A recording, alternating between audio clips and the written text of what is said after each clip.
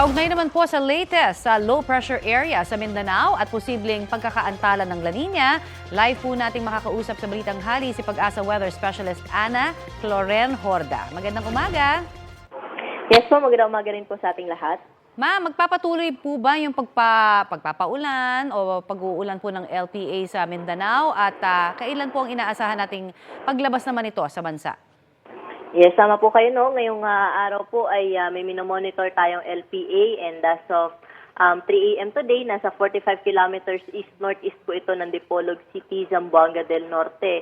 At embedded o nakapaloob po ito sa Intertropical Convergence Zone o ITZJ na nakaka-apekto sa may Southern Luzon, Visayas at Mindanao. So ito LPA po, tsaka yung ITZJ, basically sila po yung magdudulot ngayong araw ng mga kalat-kalat na mga pag-ulan, mga pagsidat at pagkulog po, lalo na sa may Dinagat Islands, buong bahagi po ng Visayas, Mimaropa, Bicol Region, Quezon, Laguna at Rizal. Kaugnay naman po sa La Nina, ano po ba yung dahilan kung bakit po posibleng maantala raw ito? At kailan ho ito inaasahang tatama ba? Yes po, in terms naman po sa La Nina, so currently po yung status po natin ng ENSO ay nasa neutral condition po tayo ngayon, no? Tapos nakikita po natin na magkakaroon po tayo ng developing La Nina by September, October, November. Pero yung epekto po nito ay posible na latter part of the year pa po. So parang nagkakaroon po tayo ng konting delay pag tungkol po dun sa epekto niya na po dun sa atin.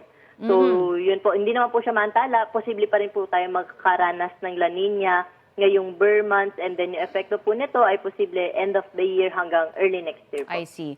Pero kahapon po, talaga maraming namangha sa kulay orange na kalangitan na may rainbow pa. Pwede ho bang makipapaliwanag lamang kung ano ho ba itong tinatawag dito at bakit nangyayari ito? Yes, tama po, no? So kahapon po yung magandang kaulapan po natin ay nangyari nga po siya, sunset po o palubog po yung araw po natin, and then halos kakatapos din po ng mga pag-ulan. So meron pa pong mga suspended na water droplets po dun sa ating sa atmosphere po natin. So yun po yung meron po tayong tinatawag na refraction po, no? So dun po na-form yung rainbow po natin at kumakalat po yun. So yung reflection po o yung refraction po ng sun ay kumakalat po sa iba't ibang direksyon dahil nga po dun sa raindrops po na suspended pa rin po sa air. So kaya po tayo nakaranas ng ganong kulay ng kalangitan kahapon, tsaka meron din po na-form na rainbow. Ayan, mas maraming mga magagandang kalangitan. Sana pa na makita tayo sa mga susunod na araw. Thank you po sa inyong pagbibigay oras sa amin sa Balitang Hali, ma'am. Thank you. Salamat po. Magandang tanghali. Yan po naman si Pag-asa Weather Specialist Ana Cloren Horda. Kapuso, para sa mga maiinit na balita, mag-subscribe sa GMA Integrated News sa YouTube.